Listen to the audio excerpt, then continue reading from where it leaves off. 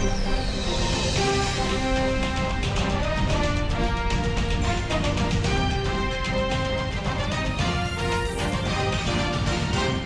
हाँ, सारे श्रोतिਆਂ ਨੂੰ ਮੇਰੇ ਵੱਲੋਂ ਪਿਆਰ ਭਰੀ ਸਤਿ ਸ੍ਰੀ ਅਕਾਲ। ਹੁਣ ਸਮਾਂ ਹੋ ਗਿਆ ਪ੍ਰੋਗਰਾਮ ਖਬਰ ਤੇ ਨਜ਼ਰ ਬਲਤੇਜ ਪੰਨੂ ਜੀ ਦੇ ਨਾਲ।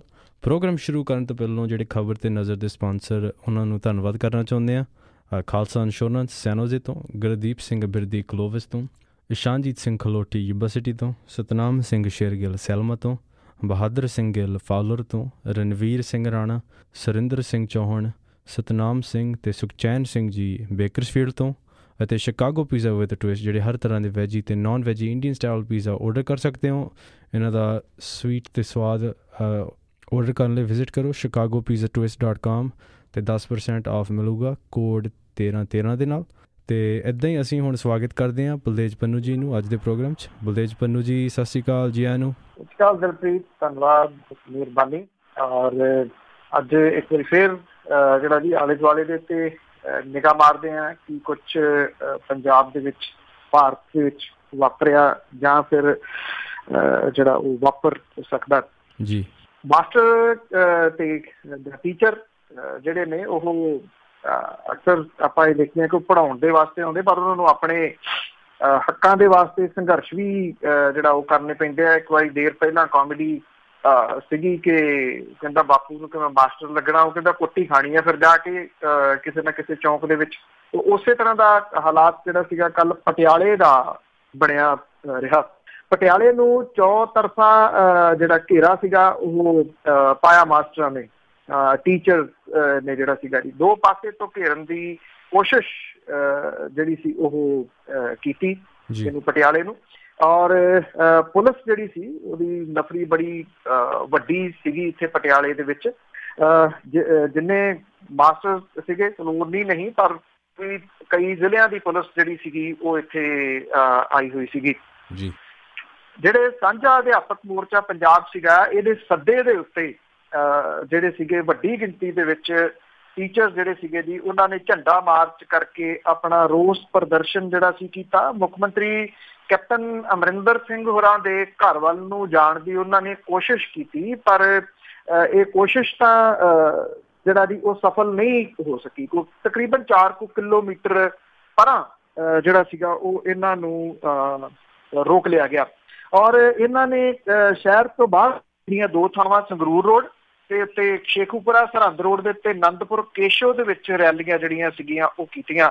ਮੁੜ ਕੇ ਦੋਨਾਂ ਪਾਸਿਆਂ ਤੋਂ ਇਹ ਥਾਪਰ ਚੌਂਕ ਦੇ ਵਿੱਚ ਇਕੱਠੇ ਹੋਏ, ਪਰ ਕਿਉਂਕਿ ਪੁਲਿਸ ਦੀ ਮੌਜੂਦਗੀ ਇੱਥੇ ਬਹੁਤ ਵੱਡੀ ਸੀਗੀ, ਜਿਹਦੇ ਕਰਕੇ ਉਹਨਾਂ ਨੇ ਸ਼ਹਿਰ ਦੇ ਅੰਦਰ ਇਹਨਾਂ ਨੂੰ ਨਹੀਂ ਆਉਣ ਦਿੱਤਾ।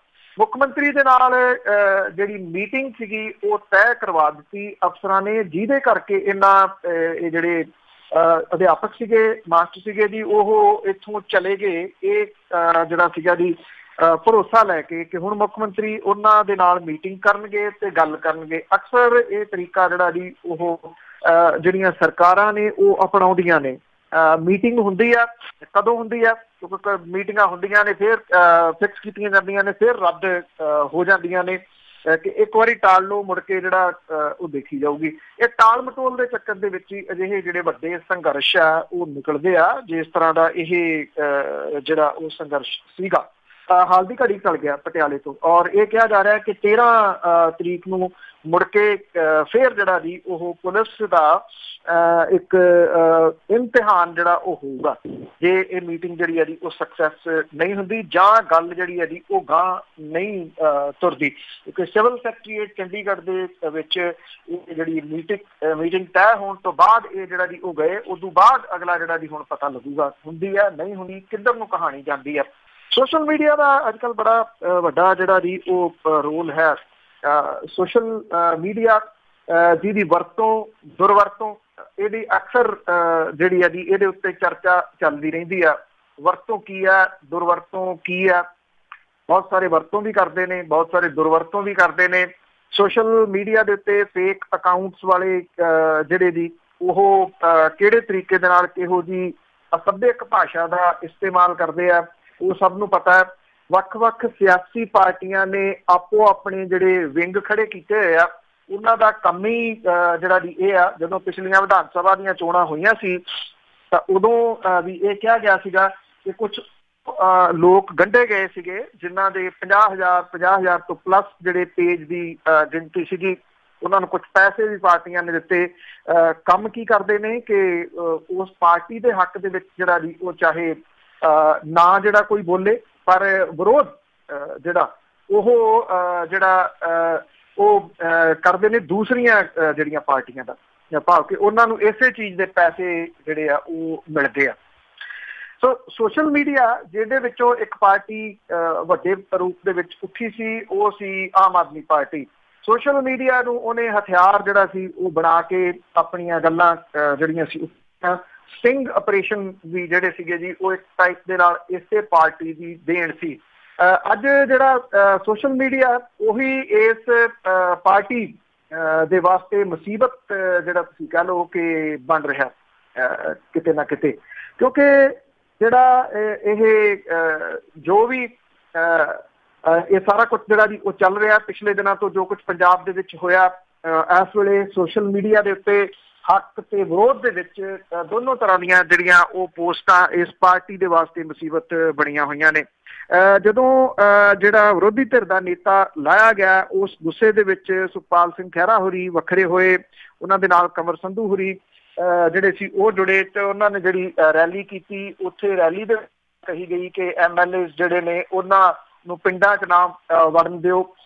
ਤੇ ਉਦੋਂ ਬਾਅਦ ਜਿਹੜੇ ਤਰੀਕੇ ਦੇ ਨਾਲ ਸੋਸ਼ਲ ਮੀਡੀਆ ਦੇ ਉੱਤੇ ਉਹ ਚੱਪਲਾਂ ਦੇ ਹਾਰ ਜਿਹੜੇ ਸੀ ਉਹ ਪਾ ਕੇ ਉਹਨੂੰ ਪ੍ਰਮੋਟ ਕੀਤਾ ਗਿਆ, ਔਰ ਇਹਦੇ ਵਿੱਚ ਸੁਖਪਾਲ ਸਿੰਘ ਖਹਿਰਾ ਹੋਰਾਂ ਦੇ PA ਜਿਹੜੇ ਸੀਗੇ ਜੀ ਉਹ ਵੀ ਘੜੀਸੇ ਗਏ, ਕਿਉਂਕਿ ਉਹਨਾਂ ਨੇ ਇਹ ਪੋਸਟ ਸ਼ੇਅਰ ਕਰਤੀ। ਹਾਲਾਂਕਿ ਬਾਅਦ ਦੇ ਵਿੱਚ ਉਹ ਇਹਦੇ ਤੋਂ ਮੁੱਕਰ ਗਏ ਔਰ ਉਹਨਾਂ ਨੇ ਜਿਹੜਾ ਜੀ ਇਹ ਪੋਸਟ ਡਿਲੀਟ ਵੀ ਕਰ ਦਿੱਤੀ।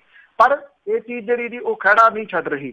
ਜਦੋਂ ਵਿਧਾਨ ਸਭਾ ਦੀਆਂ ਚੋਣਾਂ ਸੀਗੀਆਂ ਉਦੋਂ ਸੋਸ਼ਲ ਮੀਡੀਆ ਦੀ ਇਸ ਪਾਰਟੀ ਨੇ ਵਰਤੋਂ ਤੇ ਦੁਰਵਰਤੋਂ ਜਿਹੜੀ ਸੀ ਉਹ ਰੱਜ ਕੇ ਕੀਤੀ।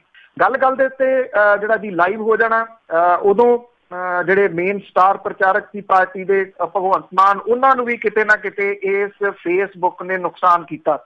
ਪਰ ਜਿਹੜੇ ਨੇਤਾ ਨੇ ਉਹ ਨਹੀਂ ਸਮਝ ਸਕੇ ਇਸ ਚੀਜ਼ ਨੂੰ ਵਰਤੋਂ ਤੇ ਦੁਰਵਰਤੋਂ ਕਿ ਕਿੰਨੀ ਕੁ ਦੀ ਜਿਹੜੀ ਆ ਉਹ ਕਰਨੀ ਚਾਹੀਦੀ ਆ। ਹੁਣ ਜਿਹੜੀ ਹੈ ਜੀ ਕਿਤੇ ਨਾ ਕਿਤੇ ਇਹ ਮੁਸੀਬਤ ਖੜੀ ਹੋ ਰਹੀ ਆ, ਕਿਉਂਕਿ ਫੇਸਬੁੱਕ ਦੇ ਉੱਤੇ ਹੀ ਵਾਰ ਜਿਹੜੀ ਆ ਇਸ ਪਾਰਟੀ ਦੇ ਵਿਚਾਲੇ ਜਿਹੜੀ ਆ ਉਹ ਚੱਲ ਰਹੀ ਆ। ਇੱਕ ਕੋਈ ਉਹਨੂੰ ਜਿਹੜਾ ਵੀ ਉਹ ਸਹੀ ਠਹਿਰਾ ਰਿਹਾ, ਕੋਈ ਉਹਨੂੰ ਗਲਤ ਜਿਹੜਾ ਵੀ ਉਹ ਠਹਿਰਾ ਰਿਹਾ, ਔਰ ਨੀਵੇਂ ਪੱਧਰ ਦੀ ਭਾਸ਼ਾ ਜਿਹੜੀ ਆ ਉਹ ਇਹਦੇ ਜਿਹੜੇ ਵਲੰਟੀਅਰ ਨੇ ਉਹ ਵਰਤ ਰਹੇ ਆ। ਔਰ ਇਹਦੇ ਵਿੱਚ ਜਿਹੜੀਆਂ ਸਿਆਸੀ ਪਾਰਟੀਆਂ ਨੇ ਉਹ ਵੀ ਲਾਹਾ ਲੈਣ ਦੇ ਵਾਸਤੇ ਜਿਹੜੇ ਉਹਨਾਂ ਦੇ IT ਵਿੰਗ ਨੇ ਉਹ ਵੀ ਸਰਗਰਮ ਨੇ, ਤਾਂ ਕਿ ਵਰਦੀ ਦੇ ਉੱਤੇ ਤੇਲ ਜਿਹੜਾ ਜੀ ਉਹ ਪੂਰਾ ਪਾਇਆ ਜਾ ਸਕੇ। ਕਿਉਂਕਿ ਇਉਂ ਦਾ ਮੱਕੜੀ ਵਾਲੀ ਗੱਲ ਹੀ ਹੈ ਕਿ ਜਿਹੜਾ ਉਹ ਜਾਲ ਬੁਣਦੀ ਆ ਉਹ ਉਹਦੇ ਵਿੱਚ ਜਿਹੜਾ ਦੀ ਉਹ ਫਸਦੀ ਹੈ। ਕੁਛ ਇਸੇ ਤਰ੍ਹਾਂ ਦੀ ਸਮੱਸਿਆ ਜਿਹੜੀ ਆ ਉਹ ਇਸ ਪਾਰਟੀ ਦੀ ਹਾਲ ਦੀ ਘੜੀ ਬਣ ਰਹੀ ਹੈ, ਜਿਹਦੇ ਉੱਤੇ ਉਹਨੇ ਜ਼ਿਆਦਾ ਵਿਸ਼ਵਾਸ ਕੀਤਾ ਸੋਸ਼ਲ ਮੀਡੀਆ ਦੇ ਉੱਤੇ। ਉਹ ਹੁਣ ਉਹਦੇ ਵਾਸਤੇ ਜਿਹੜਾ ਜੀ ਉਹ ਮੁਸੀਬਤ ਬਣਦਾ ਜਾ ਰਿਹਾ। ਕੀ ਹੋਊਗਾ ਇਹ ਜਿਹੜੀਆਂ ਜੀ ਬਾਅਦ ਵਾਲੀਆਂ ਗੱਲਾਂ ਨੇ, ਕੱਲ੍ਹ ਵਾਲੀਆਂ ਜਿਹੜੀਆਂ ਉਹ ਗੱਲਾਂ ਨੇ ਉਹਦੇ ਵਿੱਚੋਂ ਕੀ ਕੁਛ ਜਿਹੜਾ ਜੀ ਉਹ ਨਿਕਲਦਾ ਜੀ। ਗੱਲ ਸੋਸ਼ਲ ਮੀਡੀਆ ਦੀ ਚੱਲੀ। ਅੱਜ ਤੁਸੀਂ ਦੇਖਿਆ ਹੋਣਾ ਕਿ ਸੋਸ਼ਲ ਮੀਡੀਆ ਦੇ ਨਾਲ ਜਿਹੜਾ ਜੀ ਜਦੋਂ ਫਿਰ ਫੋਨ ਆਇਆ ਤੇ ਫਿਰ ਉਹਦੇ ਵਿੱਚ ਫੋਟੋਆਂ ਆ ਗਈਆਂ, ਕੈਮਰਾ ਆ ਗਿਆ, ਔਰ ਨਾਲ ਦੀ ਨਾਲ ਜਿਹੜਾ ਸੀਗਾ ਉਹ ਸੈਲਫੀ ਜਿਹੜੀ ਸੀ ਉਹ ਆ ਗਈ ਸਾਹਮਣੇ ਜੀ। ਔਰ ਸੈਲਫੀ ਭਾਵ ਕਿ ਤੁਹਾਡੀ ਫੋਟੋ ਖਿੱਚਣ ਵਾਲਾ ਵੀ ਕੋਈ ਨਹੀਂ ਰਿਹਾ, ਆਪ ਹੀ ਫੋਟੋ ਜਿਹੜੀ ਆ ਉਹ ਆਪਣੀ ਖਿੱਚੋ। ਮੈਂ ਕਈ ਵਾਰੀ ਕਹਿੰਦਾ ਹੁੰਦਾ ਕਿ ਇਨਸਾਨ ਇੰਨਾ ਇਕੱਲਾ ਹੋ ਗਿਆ ਕਿ ਉਹਦੀ ਹੁਣ ਫੋਟੋ ਖਿੱਚਣ ਵਾਲਾ ਕੋਈ ਨਹੀਂ ਰਿਹਾ। ਉਹ ਮੂੰਹ ਪੁੱਠੇ ਸਿੱਧੇ ਜਿਹੇ ਬਣਾ ਕੇ ਆਪਣੀਆਂ ਜਿਹੜੀਆਂ ਉਹ ਸੈਲਫੀਆਂ ਖਿੱਚੀ ਜਾਂਦਾ। ਤੇ ਕਈ ਵਾਰੀ ਇਹ ਮੁਸੀਬਤ ਵੀ ਬਣੀਆਂ ਨੇ ਸੈਲਫੀਆਂ ਜਿਹੜੀਆਂ ਉਹ ਖਿੱਚਣੀਆਂ। ਦੁਰਾਹਾ ਦੇ ਵਿੱਚ ਵੀ ਇਸੇ ਤਰ੍ਹਾਂ ਦੀ ਮੁਸੀਬਤ ਜਿਹੜੀ ਸੀ ਉਹ ਸੈਲਫੀ ਵਾਲਿਆਂ ਨੂੰ ਆਈ। ਇੱਥੇ ਸੈਲਫੀ ਖਿੱਚਣ ਦੇ ਚੱਕਰ ਦੇ ਵਿੱਚ ਸਵੇਰ ਵੇਲੇ 2 ਨੌਜਵਾਨ ਜਿਹੜੇ ਸੀ ਉਹਨਾਂ ਨੂੰ ਆਪਣੀ ਜਾਨ ਤੋਂ ਹੱਥ ਧੋਣਾ ਪਿਆ। ਲੁਧਿਆਣਾ ਚੰਡੀਗੜ੍ਹ ਦੱਖਣੀ ਬਾਈਪਾਸ ਜਿਹੜਾ ਹੈਗਾ ਜੀ ਮਾਰਗੇ ਦੇ ਉੱਤੇ ਕਟਾਣਾ ਸਾਹਿਬ ਦੇ ਨੇੜੇ ਰੇਲਵੇ ਫਲਾਈਓਵਰ ਦੇ ਉੱਤੇ 3 ਨੌਜਵਾਨ ਜਿਹੜੇ ਸੀਗੇ ਉਹ ਸੈਲਫੀ ਲੈਣ ਦੇ ਵਾਸਤੇ ਗਏ। ਇਹਦੇ ਦੌਰਾਨ ਚੰਡੀਗੜ੍ਹ ਤੋਂ ਲੁਧਿਆਣਾ ਜਾ ਰਹੀ ਜਿਹੜੀ ਟ੍ਰੇਨ ਸੀ ਉਹਦੀ ਲਪੇਟ ਦੇ ਵਿੱਚ ਆ ਕੇ 2 ਨੌਜਵਾਨ ਜਿਹੜੇ ਸੀ ਉਹਨਾਂ ਦੀ ਮੌਤ ਹੋ ਗਈ, ਜਦੋਂ ਕਿ ਉਹਨਾਂ ਦਾ ਤੀਜਾ ਸਾਥੀ ਸਾਰਾ ਕੁਝ ਵੇਖ ਕੇ ਡਰ ਕੇ ਉੱਥੋਂ ਭੱਜ ਗਿਆ। ਇਹ ਯੁਵਰਾਜ ਸਿੰਘ ਤੇ ਗੌਰਵ ਸੀਗੇ ਜਿਹੜੇ ਮਾਰੇ ਗਏ, ਦੋਵੇਂ 8ਵੀਂ ਕਲਾਸ 'ਚ ਪੜ੍ਹਦੇ ਸੀ। ਰਾਮਪੁਰ ਦੇ ਇਹ ਵਾਸੀ ਨੇ ਜੀ, ਨਾਲ ਲਗਵਾ ਪਿੰਡ ਰਾਮਪੁਰ ਹੈਗਾ, ਇੱਥੇ ਸ਼ਾਇਰ ਬੜੇ ਹੋਏ ਨੇ ਇੱਥੋਂ ਦੇ। ਔਰ ਇਸ ਹਾਦਸੇ ਦੇ ਵਿੱਚ ਨੌਜਵਾਨ ਜਿਹੜੇ ਸੀਗੇ ਜੀ, ਉਹਨਾਂ ਦੇ ਸਰੀਰ ਬਹੁਤ ਬੁਰੇ ਤਰੀਕੇ ਦੇ ਨਾਲ ਕੁਚਲੇ ਗਏ। ਇਹ ਦੱਸਿਆ ਗਿਆ ਜੀ ਕਿ ਤਿੰਨੋਂ ਜਿਹੜੇ ਸੀਗੇ ਰੇਲਵੇ ਟਰੈਕ ਦੇ ਉੱਤੇ ਚੱਲਦੀ ਟ੍ਰੇਨ ਦੇ ਸਾਹਮਣੇ ਫੋਟੋ ਖਿੱਚਣ ਦੀ ਕੋਸ਼ਿਸ਼ ਜਿਹੜੀ ਉਹ ਕਰ ਰਹੇ ਸੀਗੇ। ਔਰ ਚੰਡੀਗੜ੍ਹ ਤੋਂ ਲੁਧਿਆਣੇ ਦੇ ਵੱਲ ਆ ਰਹੀ ਤੇਜ਼ ਰਫ਼ਤਾਰ ਜਿਹੜੀ ਰੇਲ ਗੱਡੀ ਸੀ, ਉਹਦੀ ਚਪੇਟ ਦੇ ਵਿੱਚ ਇਹ ਆ ਗਏ। ਔਰ ਜਿਵੇਂ ਦੱਸਿਆ ਕਿ 2 ਤਾਂ ਥਾਂਏ ਮਾਰੇ ਗਏ ਤੇ ਇੱਕ ਜਿਹੜਾ ਸੀਗਾ ਜੀ ਉੱਥੋਂ ਡਰਦਿਆਂ ਭੱਜ ਗਿਆ। ਜਿਹੜੇ ਮਾਪੇ ਨੇ ਉਹਨਾਂ ਦੀ ਜ਼ਿੰਮੇਵਾਰੀ ਇੱਥੇ ਜ਼ਰੂਰ, ਜੇ ਉਹ ਫੋਨ ਲੈ ਕੇ ਦਿੰਦੇ, ਹੁਣ 8ਵੀਂ 'ਚ ਤਾਂ ਨਿਆਣੇ ਪੜ੍ਹਦੇ ਆ, ਉਹਨਾਂ ਨੂੰ ਫੋਨ ਇਹੋ ਜਿਹੇ ਜਿਹੜੇ ਆ ਜੀ ਉਹ ਲੈ ਕੇ ਦਿੱਤੇ ਹੋਏ ਆ ਜਿਨ੍ਹਾਂ ਦੇ ਰਾਹੀਂ ਉਹ ਸੈਲਫੀਆਂ ਖਿੱਚਦੇ ਆ, ਪਰ ਸ਼ਾਇਦ ਇਹ ਨਹੀਂ ਦੱਸਿਆ ਕਿਸੇ ਨੇ ਕਿ ਇਹ ਸੈਲਫੀ ਕਿੱਥੇ ਖਿੱਚਣੀ ਆ ਤੇ ਤੁਹਾਡੇ ਆਪਣੇ ਹੀ ਇਹ ਮੁਸੀਬਤ ਜਿਹੜੀ ਆ ਜੀ ਉਹ ਨਾ ਪੈ ਜਾਵੇ, ਕਿਤੇ ਮੁਸੀਬਤ ਨਾ ਬਣ ਜੇ। ਇਹ ਚੀਜ਼ ਜਿਹੜੀ ਜੀ ਉਹ ਨਹੀਂ ਸਮਝਾਈ ਗਈ। ਸੋਸ਼ਲ ਮੀਡੀਆ ਦੀ ਇਹੀ ਗੱਲ ਸੀ। ਤੇ ਅਗਲੀ ਗੱਲ ਇੱਕ ਹੋਰ ਸੋਸ਼ਲ ਮੀਡੀਆ ਦੇ ਨਾਲ ਜੁੜੀ ਵੀ ਕਰ ਦਈਏ, ਬੜੀ ਅਹਿਮ ਹੈ। ਆਉਣ ਵਾਲੀਆਂ ਚੋਣਾਂ ਦੇ ਵਿੱਚ WhatsApp ਦੇ ਜ਼ਰੀਏ ਜਿਹੜੇ ਆ ਜੀ ਮਾੜੇ ਸ਼ਬਦਾਂ ਭਰੀ ਸਿਆਸੀ ਬਿਆਨਬਾਜ਼ੀ ਨੂੰ ਨਹੀਂ ਫੈਲਾਇਆ ਜਾ ਸਕੂਗਾ। WhatsApp ਨੇ ਬੜਾ ਕਲੀਅਰ ਕੀਤਾ ਕਿ ਉਹ ਚੋਣਾਂ ਦੇ ਵੇਲੇ ਇਸ ਤਰ੍ਹਾਂ ਦੇ ਜਿਹੜੇ ਮੈਸੇਜ ਆਉਣਗੇ ਉਹਨਾਂ ਅਕਾਊਂਟ ਦੇ ਉੱਤੇ ਰੋਕ ਲਾਈ ਜਾਊਗੀ ਔਰ ਉਹਨੂੰ ਬਲੌਕ ਕਰ ਦਿੱਤਾ ਜਾਊਗਾ। ਇਹਦੇ ਬਾਰੇ WhatsApp ਚੋਣ ਕਮਿਸ਼ਨ ਤੇ ਸਿਆਸੀ ਪਾਰਟੀਆਂ ਦੇ ਨੁਮਾਇੰਦਿਆਂ ਨੂੰ ਜਾਣਕਾਰੀ ਜਿਹੜੀ ਹੈ ਜੀ ਉਹ ਦੇ ਚੁੱਕਾ ਹੈ। ਔਰ ਮੁਲਕ ਦੀਆਂ ਚਿੰਤਾਵਾਂ ਨੂੰ ਵੇਖਦਿਆਂ ਹੋਇਆ WhatsApp ਨੇ ਆਪਣਾ ਇੱਕ ਨੁਮਾਇੰਦਾ ਜਿਹੜਾ ਜੀ ਇੱਥੇ ਨਿਯੁਕਤ ਕਰ ਦਿੱਤਾ ਮੁਲਕ ਦੇ ਵਿੱਚ। ਔਰ ਸਰਕਾਰ ਦੇ ਵੱਲੋਂ ਅਫਵਾਹਾਂ ਦੇ ਉੱਤੇ ਫਰਜ਼ੀ ਖਬਰਾਂ ਨੂੰ ਰੋਕਣ ਦੀ ਦਿਸ਼ਾ ਦੇ ਵਿੱਚ ਭੇਜੇ ਗਏ ਦੂਜੇ ਨੋਟਿਸ ਦੇ ਵਿੱਚ ਜਵਾਬ ਦੇ ਵਿੱਚ WhatsApp ਨੇ ਇਹ ਕਿਹਾ ਕਿ ਉਹ ਆਪਣੇ ਪਲੇਟਫਾਰਮ ਦੀ ਗਲਤ ਵਰਤੋਂ ਰੋਕਣ ਦਾ ਹਰ ਯਤਨ ਜਿਹੜਾ ਉਹ ਕਰ ਰਿਹਾ। ਕਰਨਾਟਕ ਦੀਆਂ ਚੋਣਾਂ ਦੇ ਵਿੱਚ ਉਹਨੇ ਕਈ ਇਸ ਤਰ੍ਹਾਂ ਦੇ ਅਕਾਊਂਟ ਦੀ ਪਛਾਣ ਕੀਤੀ ਜਿਨ੍ਹਾਂ ਦਾ ਵਿਹਾਰ ਇਤਰਾਜ਼ਯੋਗ ਪਾਇਆ ਗਿਆ। ਇਸ ਤਰ੍ਹਾਂ ਦੇ ਸਾਰੇ ਅਕਾਊਂਟ ਤੇ ਉਸੇ ਵੇਲੇ ਰੋਕ ਜਿਹੜੀ ਸੀ ਉਹ ਲਾ ਦਿੱਤੀ ਗਈ। 27 ਜੁਲਾਈ ਨੂੰ ਸੂਚਨਾ ਤਕਨੀਕ ਮੰਤਰਾਲੇ ਨੂੰ ਭੇਜੇ ਗਏ ਆਪਣੇ ਜਿਹੜਾ ਜਵਾਬ ਆ ਉਹਦੇ ਵਿੱਚ WhatsApp director and associate general council ਜਿਹੜਾ ਬ੍ਰਾਇਨ ਹੈਂਸੀ ਆ, ਉਹਨੇ ਇਹ ਗੱਲ ਕਹੀ ਹੈ ਕਿ ਚੋਣ ਕਮਿਸ਼ਨ ਤੇ ਸਿਆਸੀ ਪਾਰਟੀਆਂ ਦੇ ਨੁਮਾਇੰਦਿਆਂ ਦੇ ਨਾਲ WhatsApp ਇਸ ਸੰਬੰਧੀ ਸਿੱਧੀ ਗੱਲ ਜਿਹੜੀ ਉਹ ਕਰ ਚੁੱਕਿਆ ਔਰ ਉਹਦਾ ਇਹ ਵੀ ਕਹਿਣਾ ਹੈ ਕਿ ਉਹ ਬਿਨਾਂ ਕਿਸੇ ਸਿਆਸੀ ਪੱਖਪਾਤ ਦੇ ਇਸ ਤਰ੍ਹਾਂ ਦੇ ਇਤਰਾਜ਼ਯੋਗ ਸੰਦੇਸ਼ਾਂ ਨੂੰ ਰੋਕਣ ਦੇ ਵਾਸਤੇ ਇੰਤਜ਼ਾਮ ਕਰ ਰਿਹਾ। ਔਰ ਸੂਚਨਾ ਤਕਨੀਕ ਮੰਤਰਾਲੇ ਨੇ ਪਹਿਲਾਂ 3 ਜੁਲਾਈ ਨੂੰ WhatsApp ਨੂੰ ਚਿੱਠੀ ਲਿਖ ਕੇ ਅਫਵਾਹਾਂ ਫੈਲਾਉਣ ਵਾਲੇ ਜਿਹੜੇ ਮੈਸੇਜ ਸੀ ਉਹਦੇ ਉੱਤੇ ਰੋਕ ਲਾਉਣ ਦੇ ਵਾਸਤੇ ਕਿਹਾ ਸੀਗਾ। WhatsApp ਨੇ ਉਸ ਤੋਂ ਬਾਅਦ ਕੁਝ ਸਰਕਾਰ ਉਹਨਾਂ ਕਦਮਾਂ ਤੋਂ ਸੰਤੁਸ਼ਟ ਨਹੀਂ ਸੀ। ਹੁਣ ਇਹ ਜਿਹੜਾ ਜੀ ਨਵਾਂ ਜਿਹੜਾ ਉਹ ਲਿਖਿਆ ਹੈ ਉਹਨਾਂ ਨੇ ਕਿ ਉਹ ਇਹਨਾਂ ਨੂੰ ਰੋਕ ਦੇਊਗਾ। ਕੰਪਨੀ ਨੇ ਇਹ ਵੀ ਕਿਹਾ ਕਿ ਉਹ ਸਰਕਾਰ ਦੇ ਨਾਲ ਮਿਲ ਕੇ ਕੰਮ ਜਿਹੜੀ ਉਹ ਕਰੂਗੀ।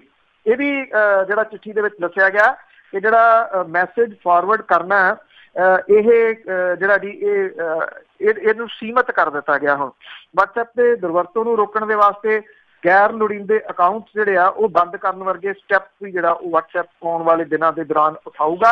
ਮੈਂ ਵੀ ਦੱਸਣਾ ਕਿ ਇੱਕ ਨੋਟੀਫਿਕੇਸ਼ਨ ਜਿਹੜਾ ਜੀ ਉਹ ਸਰਕਾਰ ਨੇ ਪਹਿਲਾਂ ਕੇਂਦਰ ਦੀ ਸਰਕਾਰ ਨੇ ਜਾਰੀ ਕਰਤਾ ਸੀਗਾ ਤੇ ਉਹ ਜਿਹੜਾ ਸੀਗਾ ਜੀ ਉਹ ਚਲੇ ਗਿਆ ਜਿਹੜਾ ਸੁਪਰੀਮ ਕੋਰਟ ਦੇ ਵਿੱਚ। ਜਿਹੜੀ ਤ੍ਰਿਣਮੂਲ ਕਾਂਗਰਸ ਆ ਉਹਦੇ ਇੱਕ ਮੈਂਬਰ ਪਾਰਲੀਮੈਂਟ ਜਿਹੜੇ ਸੀਗੇ ਉਹ ਇਹਦੀ ਪਟੀਸ਼ਨ ਉਹਨਾਂ ਨੇ ਦਾਇਰ ਕਰ ਦਿੱਤੀ ਔਰ ਇਹ ਕਿਹਾ ਕਿ ਲੋਕਾਂ ਦੀ ਨਿੱਜਤਾ ਦੇ ਉੱਤੇ ਹਮਲਾ। ਸਰਕਾਰ ਉੱਥੋਂ ਤਾਂ ਵਾਪਸ ਜਿਹੜਾ ਜੀ ਉਹ ਪਰਤ ਗਈ।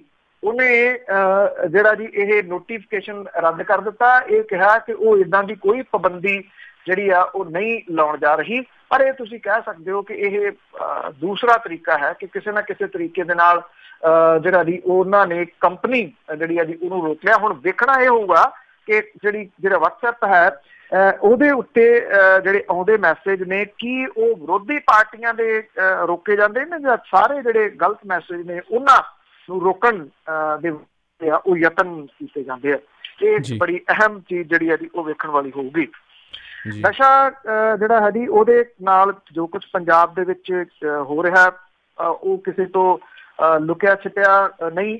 ਨਾਲ ਦੀ ਨਾਲ ਸਰਕਾਰ ਚਾਹੇ ਜਿਹੜੇ ਦੀ ਉਹ ਕੁਛ ਸਟੈਪ ਜ਼ਰੂਰ ਚੱਕ ਰਹੀ ਹੋਵੇ ਪਰ ਉਹ ਇਸ ਤਰ੍ਹਾਂ ਦੇ ਸਟੈਪ ਨਹੀਂ ਹੈਗੇ ਜਿਹਦੇ ਨਾਲ ਇਹ ਕਿਹਾ ਜਾ ਸਕੇ ਕਿ ਇਹਦੇ ਉੱਤੇ ਬਹੁਤ ਵੱਡਾ ਫਰਕ ਜਿਹੜਾ ਦੀ ਉਹ ਪੈ ਰਿਹਾ। ਕਿਉਂਕਿ ਜੇ ਆਪਾਂ ਮੌਤਾਂ ਦੀ ਗੱਲ ਕਰੀਏ ਤੇ ਮੌਤਾਂ ਦੇ ਵਿੱਚ ਕੋਈ ਖੜੋਤ ਜਿਹੜੀ ਆ ਉਹ ਨਹੀਂ ਆ ਰਹੀ। ਮੌਤਾਂ ਉਸੇ ਹੀ ਤਰੀਕੇ ਦੇ ਨਾਲ ਜਾਰੀ ਨੇ। 2 ਮੌਤਾਂ ਇੱਕ ਵਾਰੀ ਫੇਰ ਜਿਹੜੀਆਂ ਦੀ ਉਹ ਹੋਈਆਂ ਨੇ ਪੰਜਾਬ ਦੇ ਵਿੱਚ, ਔਰ ਇਹ ਡੇਲੀ ਆਲਮੋਸਟ ਐਵਰੇਜ ਹੈ। ਪਹਿਲਾਂ ਤਾਂ ਜਿਹੜੇ ਸੀਗੇ ਸਾਡੇ ਸਿਹਤ ਮੰਤਰੀ, ਉਹ ਮੰਨਦੇ ਨਹੀਂ ਸੀਗੇ ਇਸ ਗੱਲ ਨੂੰ ਕਿ ਇੱਦਾਂ ਜਿਹੜੀਆਂ ਦੀ ਮੌਤਾਂ ਕੁਛ ਹੋਈਆਂ ਨੇ, ਉਹ 1-2 ਮੰਨਦੇ ਸੀਗੇ। ਪਰ ਪਿਛਲੇ ਦਿਨਾਂ ਦੇ ਵਿੱਚ ਇੱਕ ਵਿਸਰਾ ਰਿਪੋਰਟ ਜਿਹੜੀ ਦੀ ਉਹ ਆਈ ਸੀਗੀ, ਜਿਹਦੇ ਵਿੱਚ ਇਹ ਕਿਹਾ ਗਿਆ ਸੀਗਾ ਕਿ 80% ਦੇ ਕਰੀਬ ਜਿਹੜੀਆਂ ਇਹ ਮੌਤਾਂ ਨੇ ਉਹ ਹੋਈਆਂ ਨੇ ਜੀ ਨਸ਼ੇ ਦੀ ਓਵਰਡੋਜ਼ ਦੇ ਨਾਲ ਔਰ ਹੈਰੋਇਨ ਦੇ ਨਾਲ ਜੀ। ਇਹ ਚੀਜ਼ ਜਿਹੜੀ ਆ ਉਹ ਸਾਹਮਣੇ ਆਈ ਸੀਗੀ।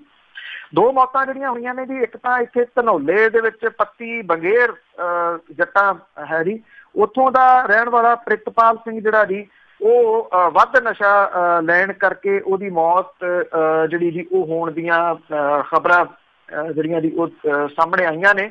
ਔਰ ਇਹ ਜਿਹੜਾ ਜੀ ਪਤਾ ਹੈ ਕਿ ਜਦੋਂ ਵੱਧ ਨਸ਼ਾ ਲੈਣ ਕਰਕੇ ਉਹਦੀ ਮੌਤ ਹੋ ਗਈ ਤਾਂ ਉਹ ਤੜਫਣ ਲੱਗ ਗਿਆ। ਉਹਨੂੰ ਜੇ ਇੱਥੋਂ ਦਾ ਲੋਕਲ ਹਸਪੀਟਲ ਸੀ ਉਹਦੇ ਵਿੱਚ ਪਹੁੰਚਾਇਆ ਗਿਆ, ਪਰ ਉਹਨੂੰ ਜ਼ਿਆਦਾ ਹਾਲਤ ਖਰਾਬ ਹੋ ਗਈ, ਬਰਨਾਲਾ ਰੈਫਰ ਕੀਤਾ ਗਿਆ, ਜਿੱਥੇ ਉਹਦੀ ਮੌਤ ਹੋ ਗਈ ਦੱਸੀ ਜਾਂਦੀ ਹੈ। ਇਹ ਧਨੌਲੇ ਦੇ ਵਿੱਚ ਜਿਹੜੀ ਆ ਜੀ ਉਹ ਮੌਤ ਹੋਈ ਆ। ਦੂਜੀ ਮੌਤ ਜਿਹੜੀ ਆ ਫਿਰੋਜ਼ਪੁਰ ਦੇ ਪਿੰਡ ਰੱਖੜੀ ਦੇ ਵਿੱਚ ਹੋਈ ਆ। ਇੱਥੇ ਇਹ ਵੀ ਮੌਤ ਜਿਹੜੀ ਓਵਰਡੋਜ਼ ਦੇ ਨਾਲ ਹੋਈ ਆ। ਮਰਨ ਵਾਲਾ ਜਿਹੜਾ ਨੌਜਵਾਨ ਸੀਗਾ ਦਿਲਪ੍ਰੀਤ, ਇਹ 24 ਸਾਲਾਂ ਦਾ ਸੀਗਾ ਔਰ ਇਹ ਪਿੰਡ ਰੱਖੜੀ ਦਾ ਰਹਿਣ ਵਾਲਾ ਸੀਗਾ, ਨਸ਼ੇ ਦਾ ਆਦੀ ਸੀਗਾ। ਉਹਦੀ ਲਾਸ਼ ਜਿਹੜੀ ਆ ਜੀ ਖੇਤਾਂ ਦੇ ਵਿੱਚੋਂ ਮਿਲੀ ਆ। ਲਾਸ਼ ਦੇ ਕੋਲੇ ਨਸ਼ੇ ਦਾ ਟੀਕਾ ਵੀ ਜਿਹੜਾ ਜੀ ਉਹ ਪਿਆ ਸੀਗਾ। ਪਰਿਵਾਰਕ ਮੈਂਬਰਾਂ ਨੇ ਬਿਨਾਂ ਪੋਸਟਮਾਰਟਮ ਕਰਵਾਏ ਤੋਂ ਮ੍ਰਿਤਕ ਦਾ ਸੰਸਕਾਰ ਕਰ ਦਿੱਤਾ। ਪੁਲਿਸ ਨੇ ਮਾਮਲੇ ਦੀ ਪੜਤਾਲ ਆਰੰਭ ਜਿਹੜੀ ਆ ਜੀ ਉਹ ਕਰ ਦਿੱਤੀ ਹੈ। ਲਾਸਟ ਲਾਈਨ ਦੇ ਵਿੱਚ ਬਹੁਤ ਕੁਝ ਜਿਹੜਾ ਜੀ ਉਹ ਛੁਪਿਆ ਹੋਇਆ। ਜਦੋਂ ਪੋਸਟਮਾਰਟਮ ਨਹੀਂ ਕਰਵਾਇਆ ਤਾਂ ਉਹਦੀ ਕੋਈ ਰਿਪੋਰਟ ਜਿਹੜੀ ਆ ਜੀ ਉਹ ਨਹੀਂ ਆਊਗੀ। ਜਿਹੜੀ ਪੰਜਾਬੀਆਂ ਨੇ ਇੱਕ ਪ੍ਰਵਿਰਤੀ ਬਣਾ ਲਈ ਕਿ ਉਹ ਮੰਨਣ ਦੇ ਵਾਸਤੇ ਤਿਆਰ ਨਹੀਂ ਗੇ ਕਿ ਨਸ਼ੇ ਜਿਹੜੇ ਆ ਉਹ ਕਿਸ ਲੈਵਲ ਤੱਕ ਪੰਜਾਬ ਦੇ ਵਿੱਚ ਜਿਹੜੇ ਉਹ ਫੈਲੇ ਹੋਏ ਆ। ਅਕਸਰ ਕਿਸੇ ਨਾਲ ਗੱਲ ਹੋਵੇ, ਪਹਿਲੀ ਤਾਂ ਉਹ ਗੱਲ ਕਰਦੇ ਆ ਕਿ ਨਹੀਂ ਸਾਡੇ ਕੋਈ ਨਹੀਂ ਜਿਹੜਾ ਕਰਦਾ, ਫਿਰ ਉਹ ਕਹਿੰਦੇ ਸਾਡਾ ਮਹੱਲਾ ਵੀ ਠੀਕ ਠਾਕ ਹੈ। ਦੂਜੀ ਗੱਲ ਅਗਲੀ ਕਰ ਸਾਡਾ ਪਿੰਡ ਠੀਕ ਹੈ, ਨੇੜਲੇ ਪਿੰਡਾਂ 'ਚ ਬਹੁਤ ਨਸ਼ਾ ਹੈ। ਕੋਈ ਪਿੰਡ ਇਸ ਤਰ੍ਹਾਂ ਦਾ ਨਹੀਂ ਹੋਣਾ ਜਿੱਥੇ ਕਿ ਇਸ ਨਸ਼ੇ ਦੀ ਜਿਹੜਾ ਜੀ ਉਹ ਕਹਿਰ ਨਹੀਂ ਹੈਗਾ। ਹਰ ਜਗ੍ਹਾ ਦੇ ਉੱਤੇ ਆ, ਪਰ ਮੰਨਣ ਦੇ ਵਾਸਤੇ ਕੋਈ ਤਿਆਰ ਨਹੀਂਗਾ। ਜਿੰਨੀ ਦੇਰ ਤੱਕ ਮਾਪੇ ਜਿਹੜੇ ਆ ਇਹ ਐਕਸੈਪਟ ਨਹੀਂ ਕਰਦੇ ਉਹਨਾਂ ਦਾ ਪੁੱਤ ਜਿਹੜਾ ਉਹ ਨਸ਼ਾ ਕਰਦਾ, ਨਸ਼ੇ ਦੇ ਵਿੱਚ ਲੱਗਿਆ ਹੋਇਆ, ਉਹਨੂੰ ਪ੍ਰੋਫੈਸ਼ਨਲ ਮਦਦ ਦੀ ਲੋੜ ਹੈ, ਉਨੀ ਦੇਰ ਤੱਕ ਕਿਸੇ ਦੀ ਮਦਦ ਕੀ ਕੀਤੀ ਜਾ ਸਕਦੀ ਹੈ। ਇੱਕ ਦੂਸਰੀ ਗੱਲ, ਜਿਹੜੀਆਂ ਇਸ ਤਰ੍ਹਾਂ ਦੀਆਂ ਡੈਥ ਹੋ ਰਹੀਆਂ ਨੇ, ਜੇ ਉਹਨਾਂ ਦੇ ਘਰ ਦੇ ਜਿਹੜੇ ਆ ਜੀ ਮੂਹਰੇ ਆ ਕੇ ਨਹੀਂ ਦੱਸਦੇ ਤੇ ਸਰਕਾਰ ਦੇ ਕੰਨਾਂ ਦੇ ਉੱਤੇ ਜੂੰ ਕਿਸੇ ਵੀ ਹਾਲਤ ਦੇ ਵਿੱਚ ਜਿਹੜਾ ਜੀ ਉਹ ਨਹੀਂ ਸਰਕ ਸਕਦੀ। ਇਹ ਇੱਥੋਂ ਤੱਕ ਕਹਾਣੀ ਹੁਣ ਤੱਕ ਆਈ ਆ। ਸਰਕਾਰ ਨੂੰ ਵੀ ਪਤਾ ਕਿ ਇੱਥੋਂ ਜਿਹੋ ਜੀ ਪ੍ਰਵਿਰਤੀ ਜਿਹੜੀ ਆ ਜੀ ਉਹ ਲੋਕਾਂ ਦੀ ਬਣੀ ਹੋਈ ਆ, ਉਹਨਾਂ ਨੇ ਨਹੀਂ ਦੱਸਣਾ। ਇਸੇ ਕਰਕੇ ਸਰਕਾਰ ਜਿਹੜੀ ਆ ਜੀ ਬਹੁਤੇ ਥਾਵਾਂ ਦੇ ਉੱਤੇ ਅਵੇਸੜੀ ਉਹ ਰਹਿੰਦੀ ਆ ਤੇ ਹੈ ਵੀ। ਅੱਜ ਵੀ ਗੱਲ ਨੌਜਵਾਨਾਂ ਦੀ ਚੱਲੀ ਆ ਤੇ ਜਿਹੜੇ ਕਾਲਜ ਤੇ ਯੂਨੀਵਰਸਿਟੀ ਨੌਜਵਾਨਾਂ ਦੇ ਕਰਕੇ ਹੀ ਹੁੰਦੇ ਨੇ, ਪਰ ਅੱਜ ਜਿਹੜੇ ਕਾਲਜ ਤੇ ਯੂਨੀਵਰਸਿਟੀਜ਼ ਨੇ ਉਹ ਭਾਂ ਕਰਨ ਲੱਗੇ ਆ। ਸਰਕਾਰ ਦੀਆਂ ਗਲਤ ਪਾਲਿਸੀਜ਼, ਬੇਰੁਜ਼ਗਾਰੀ, ਖਾਸ ਤੌਰ ਦੇ ਉੱਤੇ ਨਸ਼ੇ ਦੀ ਅਲਾਮਤ ਵਧਣਾ, ਮਾਪਿਆਂ ਨੇ ਆਪਣੇ ਪੁੱਤਾਂ ਧੀਆਂ ਨੂੰ ਬੜੀ ਤੇਜ਼ੀ ਦੇ ਨਾਲ ਬਾਹਰ ਭੇਜਣਾ ਜਿਹੜਾ ਉਹ ਸ਼ੁਰੂ ਕਰ ਦਿੱਤਾ। ਕਿੰਨੀ ਕੁ ਗਿਣਤੀ ਦੇ ਵਿੱਚ ਇਹ ਬਾਹਰ ਜਾ ਰਹੇ ਆ, ਐਗਜ਼ੈਕਟ ਫਿਗਰਸ ਤਾਂ ਜਿਹੜੀਆਂ ਹੋ ਸਕਦਾ ਨਾ ਹੋਣ, ਪਰ ਸ਼ਾਇਦ ਹੀ ਮੈਨੂੰ ਕੋਈ ਦੱਸ ਰਹੇ ਸੀਗੇ, ਉਹ ਕਹਿੰਦੇ ਜਿਹੜੀ ਗਲੀ 'ਚ ਮੈਂ ਰਹਿੰਦਾ ਸਾਡੀ ਪੂਰੀ ਗਲੀ ਦੇ ਵਿੱਚ ਕੋਈ ਮੁੰਡਾ ਨਹੀਂ ਜਿਹੜਾ ਜੀ ਉਹ ਰਿਹਾ, ਸਾਰੇ ਬਾਹਰ ਚਲੇ ਗਏ। ਤੇ ਅੱਜ ਇਹਦਾ ਇੰਪੈਕਟ ਹੈ ਉਹ ਕਾਲਜਸ ਤੇ ਯੂਨੀਵਰਸਿਟੀਜ਼ ਦੇ ਉੱਤੇ ਬਿਲਕੁਲ ਸਿੱਧਾ ਜਿਹੜਾ ਉਹ ਦਿਖਣ ਲੱਗ ਗਿਆ। 5 ਸਰਕਾਰੀ ਕਾਲਜ ਬਿਮਾਰ ਐਲਾਨੇ ਜਾਣ ਦੀ ਸਥਿਤੀ ਦੇ ਵਿੱਚ ਜਿਹੜਾ ਜੀ ਉਹ ਪਹੁੰਚ ਗਿਆ। ਪੰਜਾਬ ਦੇ ਪੇਂਡੂ ਖੇਤਰਾਂ ਦੇ 5 ਸਰਕਾਰੀ ਕਾਲਜਾਂ ਨੂੰ ਸਿੱਖ ਬਿਮਾਰ ਐਲਾਨਣ ਦੀ ਨੌਬਤ ਜਿਹੜੀ ਹੈ ਜੀ ਉਹ ਆ ਗਈ ਆ। ਅਨੁਸੂਚਿਤ ਜਾਤੀ ਦੇ ਵਿਦਿਆਰਥੀਆਂ ਲਈ ਪੋਸਟ ਮੈਟ੍ਰਿਕ ਸਕਾਲਰਸ਼ਿਪ ਸਕੀਮ ਤਹਿਤ ਮੁਫਤ ਵਿੱਦਿਆ ਤੇ ਜੂਨ 17 ਦੇ ਵਿੱਚ ਮੌਜੂਦਾ ਸਰਕਾਰ ਦੇ ਵੱਲੋਂ ਕੁੜੀਆਂ ਲਈ ਤੱਕ ਦੀ ਮੁਫਤ ਪੜ੍ਹਾਈ ਕਰਨ ਦੇ ਵਿਧਾਨ ਸਭਾ ਦੇ ਵਿੱਚ ਕੀਤੇ ਗਏ ਐਲਾਨ ਧਰੇ ਧਰਾਏ ਰਹਿ ਗਏ ਆ। ਪ੍ਰਾਈਵੇਟ ਕਾਲਜਾਂ ਦੀਆਂ ਮੋਟੀਆਂ ਫੀਸਾਂ ਗਰੀਬ ਵਿਦਿਆਰਥੀਆਂ ਦੀ ਪਹੁੰਚ ਤੋਂ ਦੂਰ ਨੇ। ਸਰਕਾਰੀ ਕਾਲਜ ਸਟੂਡੈਂਟ ਦੀਆਂ ਜੇਬਾਂ ਦੇ ਸਹਾਰੇ ਜਿਹੜਾ ਵੀ ਉਹ ਚੱਲ ਰਹੇ ਆ। ਪਟਿਆਲੇ ਤੋਂ ਹੀ ਗੱਲ ਸ਼ੁਰੂ ਕਰ ਲਓ। ਇੱਥੇ ਪੂਰੇ ਡਿਸਟ੍ਰਿਕਟ ਦੇ ਵਿੱਚ ਸਟੂਡੈਂਟ ਦੀ ਤੋਟ ਵੇਖਣ ਨੂੰ ਮਿਲ ਰਹੀ ਆ। ਪੰਜਾਬੀ ਯੂਨੀਵਰਸਿਟੀ ਪਟਿਆਲਾ ਦੇ ਵੱਲੋਂ ਭਾਵੇਂ ਅੰਡਰ ਗ੍ਰੈਜੂਏਟ ਤੇ ਪੋਸਟ ਗ੍ਰੈਜੂਏਟ ਕੋਰਸਾਂ ਦੇ ਦਾਖਲੇ ਬਿਨਾਂ ਲੇਟ ਫੀਸ 17 ਅਗਸਤ ਤੱਕ ਵਧਾਈ ਗਈ ਆ, ਪਰ ਮਾਹਰ ਮੰਨਦੇ ਆ ਕਿ ਵਿਦਿਆਰਥੀਆਂ ਦੀ ਆਮਦ ਹੁਣ ਨਹੀਂ ਵਧੂਗੀ। ਪਟਿਆਲਾ ਪੰਜਾਬ ਖਾਸ ਕਰਕੇ ਮਾਲਵੇ ਖਿੱਤੇ ਦੀ ਵਿਦਿਅਕ ਹੱਬ ਮੰਨਿਆ ਜਾਂਦਾ, ਕਿਉਂਕਿ ਇਹ ਐਜੂਕੇਸ਼ਨ ਹੱਬ ਹੈ, ਈਵਨ ਨਾ ਸਿਰਫ ਮਾਲਵੇ ਦੀ ਬਲਕਿ ਪੰਜਾਬ ਦੀ। ਇਸ ਕਰਕੇ ਇਹ ਕਿਹਾ ਜਾ ਸਕਦਾ ਜੇ ਪਟਿਆਲੇ ਦਾ ਇਹ ਹਾਲ ਹੈ, ਪੰਜਾਬੀ ਯੂਨੀਵਰਸਿਟੀ ਜਿੱਥੇ ਤਰਲੇ ਲੈਣੇ ਪੈਂਦੇ ਹੁੰਦੇ ਸੀ ਉਹ ਡੇਟ ਜਿਹੜੀ ਆ ਉਹ ਵਧਾ ਰਹੇ ਆ, ਕਿਉਂਕਿ ਇਹ ਕਿਹਾ ਜਾ ਰਿਹਾ ਕਿ ਇੱਥੇ ਡਿਸਟ੍ਰਿਕਟ ਦੇ ਨਾਲ ਜੁੜੀਆਂ ਵਿਦਿਅਕ ਸੰਸਥਾਵਾਂ ਜਿਹੜੀਆਂ ਨੇ ਇੱਕਾ ਦੁੱਕਾ ਕਾਲਜਾਂ ਨੂੰ ਛੱਡ ਕੇ ਬਹੁਤੀਆਂ ਸੀਟਾਂ ਭਰਨ ਦੇ ਵਾਸਤੇ ਵਿਦਿਆਰਥੀਆਂ ਨੂੰ ਅੱਡੀਆਂ ਚੁੱਕ ਕੇ ਜਿਹੜਾ ਵੀ ਉਹ ਦੇਖ ਰਹੇ ਆ। ਇੱਥੇ ਮੋਦੀ ਕਾਲਜ ਬੜਾ ਫੇਮਸ ਹੈ, ਜਿੱਥੇ ਬੜੀਆਂ ਸਿਫਾਰਿਸ਼ਾਂ ਦੇ ਨਾਲ ਸਟੂਡੈਂਟਸ ਨੂੰ ਦਾਖਲਾ ਨਸੀਬ ਹੁੰਦਾ ਸੀਗਾ। ਐਤਕੀ ਉਲਟਾ ਹੋ ਰਿਹਾ, ਕਾਲਜ ਦੇ ਵਿੱਚ ਹੁਣ ਤੱਕ ਜਿਹੜਾ ਵੀ 10 ਤੋਂ ਲੈ ਕੇ 15% ਦੇ ਕਰੀਬ ਸਟੂਡੈਂਟ ਜਿਹੜੇ ਆ ਉਹ ਦਾਖਲ ਹੋਏ ਆ, ਔਰ BA ਭਾਗ ਪਹਿਲਾਂ ਤੋਂ ਜਿਹੜੀ ਆ ਜੀ ਵਿਦਿਆਰਥੀਆਂ ਦੀ ਤੋਟ ਇੱਥੇ ਸ਼ੁਰੂ ਹੋ ਗਈ ਆ। BSc ਨਾਨ ਮੈਡੀਕਲ ਮੈਡੀਕਲ ਜਿਹੜੀਆਂ ਸਾਰੀਆਂ ਸੀਟਾਂ ਜਿਹੜੀਆਂ ਦੀ ਉਹ ਖਾਲੀ ਮਿਲ ਰਹੀਆਂ ਨੇ। ਪੂਰੇ ਮਾਲਵਾ ਖਿੱਤੇ ਦੇ ਸਰਕਾਰੀ ਕਾਲਜ ਜਿਹੜੇ ਆ ਉਹਨਾਂ ਦਾ ਮੰਦਾ ਹਾਲ ਹੈ। ਬਠਿੰਡੇ ਦੇ ਵਿੱਚ ਸਰਕਾਰੀ ਰਜਿੰਦਰਾ ਕਾਲਜ ਆ, ਇੱਥੇ ਅਧਿਆਪਕਾਂ ਦੀ ਅਣਹੋਂਦ ਤੋਂ ਬਾਅਦ ਹੁਣ ਵਿਦਿਆਰਥੀਆਂ ਦੀ ਘਾਟ ਜਿਹੜੀ ਹੈ ਜੀ ਉਹ ਵੱਡੀ ਮੁਸੀਬਤ ਬਣ ਰਹੀ ਹੈ। ਇਹ ਕੋਈ ਮਾਲਵੇ ਦਾ ਹਾਲ ਇਕੱਲੇ ਦਾ ਨੀਗਾ, ਲੁਧਿਆਣੇ 'ਚ ਆ ਜਾਓ, ਇੱਥੇ ਜਿਹੜੇ ਕਾਲਜ ਹੈ ਉਹਦੇ ਵਿਹੜੇ ਜਿਹੜੇ ਆ ਉਹ ਸਟੂਡੈਂਟ ਦੇ ਵਾਸਤੇ ਤਰਸਣ ਤੇ ਤੜਪਣ, ਉੱਥੇ ਸਟੂਡੈਂਟ ਜਿਹੜੇ ਜੀ ਉਹ ਨਹੀਂ ਆ ਰਹੇ। ਹੋਰ ਪਰਾਂ ਚੱਲ ਜਾਓ ਪੰਜਾਬ ਦੇ ਦੁਆਬਾ ਖੇਤਰ ਦੇ ਵਿੱਚ, ਜਲੰਧਰ ਦੇ ਵਿੱਚ ਵੀ ਹਾਲਾਤ ਜਿਹੜੇ ਇਸੇ ਤਰ੍ਹਾਂ ਦੇ ਬਣਦੇ ਜਾ ਰਹੇ ਆ। NRI ਦਾ ਗੜ੍ਹ ਇਹ ਜਾਣਿਆ ਜਾਂਦਾ ਹੈ। ਇੱਥੋਂ ਦੇ ਲੋਕਾਂ ਦਾ ਰੁਝਾਨ ਵਿਦੇਸ਼ਾਂ ਦੇ ਵਿੱਚ ਜਾ ਕੇ ਵਸਣ ਦਾ ਵੱਧਦਾ ਜਾ ਰਿਹਾ।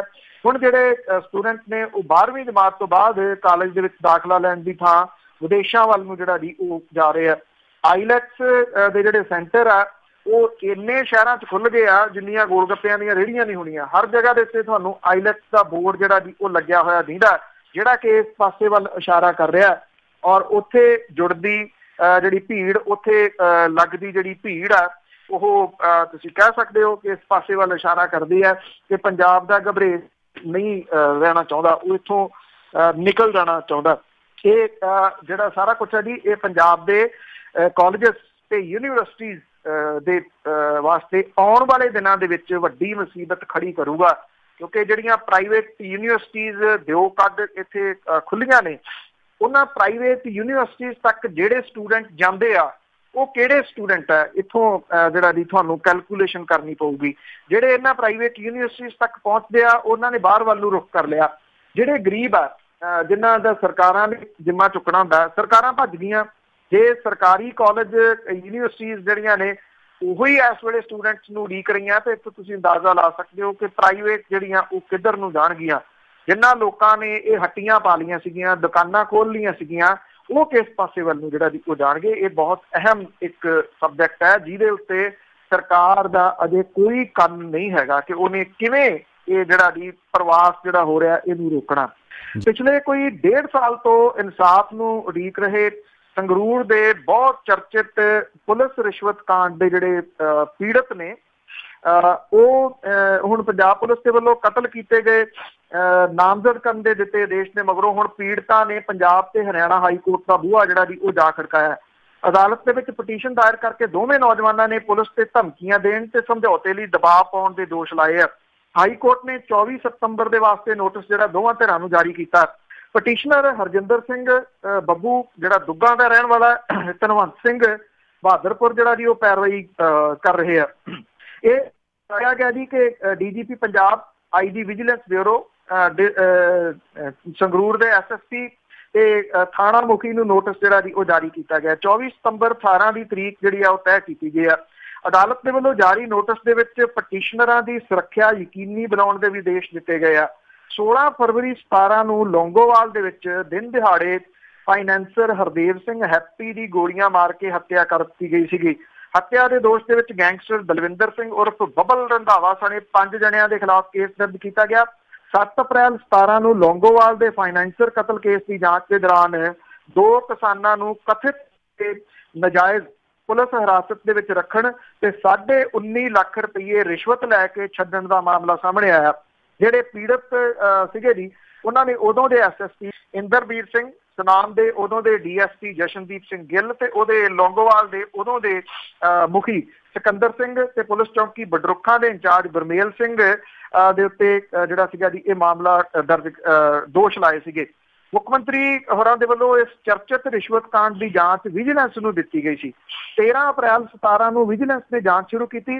ਦੋਵੇਂ ਪੀੜਤ ਜਿਹੜੇ ਸੀ ਉਹ 1.5 ਸਾਲ ਤੋਂ ਵਿਜੀਲੈਂਸ ਦੀ ਜਾਂਚ ਦੀ ਰਿਪੋਰਟ ਦੀ ਉਡੀਕ ਕਰ ਰਹੇ।